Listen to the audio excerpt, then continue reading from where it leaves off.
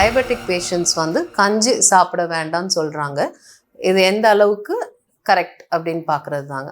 So கஞ்சி அப்படின்னு வர்றது வந்துட்டு நம்ம மெயினாக அவாய்ட் பண்ண சொல்கிறது வந்துட்டு ரைஸ் கஞ்சி தாங்க. ஸோ ரைஸில் வந்துட்டு ஏற்கனவே உங்களுக்கு ஹை கிளைசிமிக் இண்டெக்ஸ். அதை வந்து நம்ம ஒன்றும் ஃபுல் பாயில் பண்ணி அதை பவுடர் பண்ணி நம்ம பாயில் பண்ணுறோங்கிறப்ப அதோட கிளைசிமிக் இண்டெக்ஸ் ஒன்றுமே ஜாஸ்தி ஆகுது. பட் அதே ராகி அந்த மாதிரி நம்ம மில்லட்ஸ் கூட கம்பேர் பண்ணுறப்ப பார்த்தீங்கன்னாக்க கிளைசிமிக் இண்டெக்ஸ் வந்து இனிஷியல் ஸ்டேஜில் உங்களுக்கு ரெண்டுமே கம்பேர் பண்ணுறப்ப சேமாக தான் இருக்குங்க. பட் ஆனால் ராகியை பொறுத்த வரைக்கும் நம்மளுக்கு ஆடட் அட்வான்டேஜ் ஜாஸ்தி இருக்குது.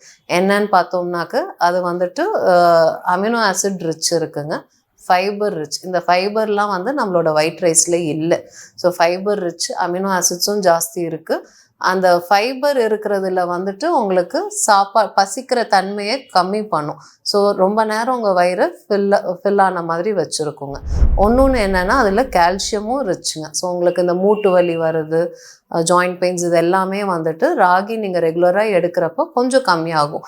நம்ம டேப்லெட்டாக சப்ளை பண்ணுறதுக்கு பதில் ஃபுட்டாக எடுக்கிறோம் இந்த கால்சியம்.